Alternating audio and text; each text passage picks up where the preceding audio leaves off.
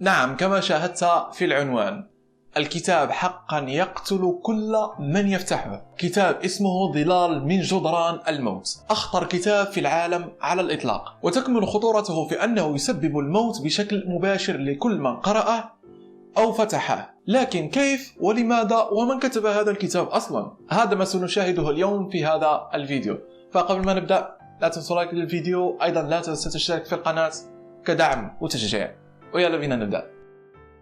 Shadows from the Walls of Death، هذا هو اسمه باللغة الإنجليزية، أما ترجمته للغة العربية فهو ظلال من جدران الموت. هو عبارة عن كتاب فلسفي ألفه الكاتب الأمريكي روبرت سيكيدزي. وإذا ما سمعت أنه يسبب الموت المباشر ستجد الأمر غير منطقي بعض الشيء، وربما حتى تسخر من العنوان، أو ربما سيتجه فكرك إلى كتب السحر والشعوذة مثلا كشمس المعارف الذي كنت تكلمت عنه من قبل. لكن لا، الأمر هنا مختلف تماما، وهذا الكتاب قصته مختلفة. فهذا الكتاب كتاب عادي جدا، لكن الغريب في الأمر هو أنك بمجرد فتحك للكتاب أو محاولة قراءته ستكون نهايتك أوشكت بلا شك. فلا يتطلب الأمر أن تمرض أو تشعر بالحمى أو شيء من هذا القبيل، لا، ستموت فقط بشكل حتمي. لكن لماذا هذا الكتاب يقتل كل من يحاول قراءته؟ ما هو السبب؟ السبب بسيط جدا. ببساطة مؤلف هذا الكتاب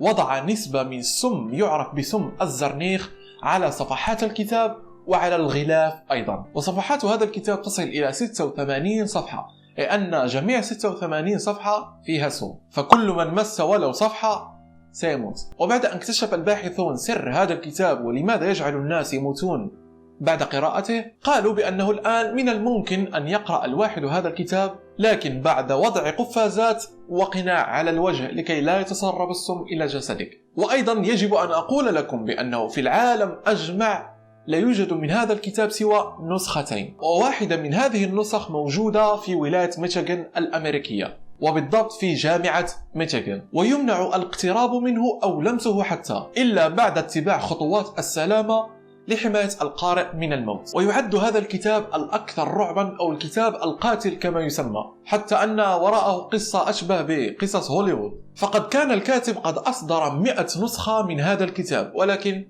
لم يبقى منه سوى نسختين. وفي جامعة ميشيغان لا يسمح بأخذ هذا الكتاب إلا بعد أخذ تصريح رسمي، وقد تم تغليف كل صفحة من الكتاب بعناية شديدة حتى لا يتسرب السم منه. لكن من هو مؤلف هذا الكتاب؟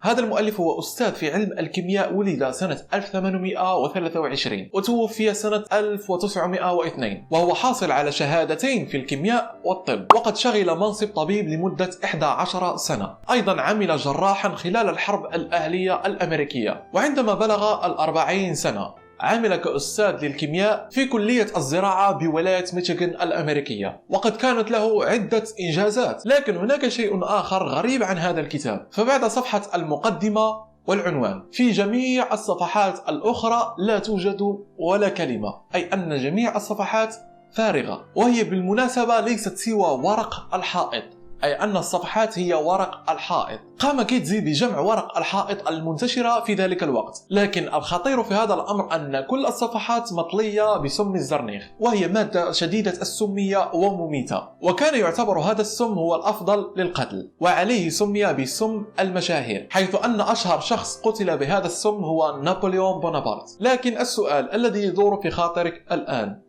لماذا هذا الأستاذ قام بفعل هذا الشيء؟ لماذا سمم هذا الكتاب؟ كان كيدزي يهتم بالبيئة والمواد الملوثة والتي لها خطر على صحة الإنسان، ومن بين دراساته كانت دراسة حول خطر تزيين جدران البيوت بورق الحائط، وهو ورق الحائط الملون الذي كان منتشرا في ذلك الوقت في الولايات المتحدة الأمريكية، وبالضبط سنة 1739. وقد أكد كيدزي أن ورق الحائط يضم معدلات كبيرة من سم الزرنيخ، حيث كان ورق الحائط يطلى بسم الزرنيخ، وعندما يتم لصقه في جدران المنزل يتسرب السم إلى الهواء ويتم استنشاقه من قبل الناس، مما يتسبب له التهاب في الشعب الرئوية، ثم الصداع وفقدان الوزن، وفي النهاية الوفاة. لكن لم ينتبه أي شخص لما يقوله كيتزي، لم يأخذ هذا الأمر بمحمل الجدية، ثم فكر في هذه الطريقة القاتلة، حيث جمع عينات من ورق الحائط التي تحتوي على كمية كبيرة من الزرنيخ ووضعها في 100 كتاب، ثم وزعها على المكتبات في الولايات المتحدة الأمريكية.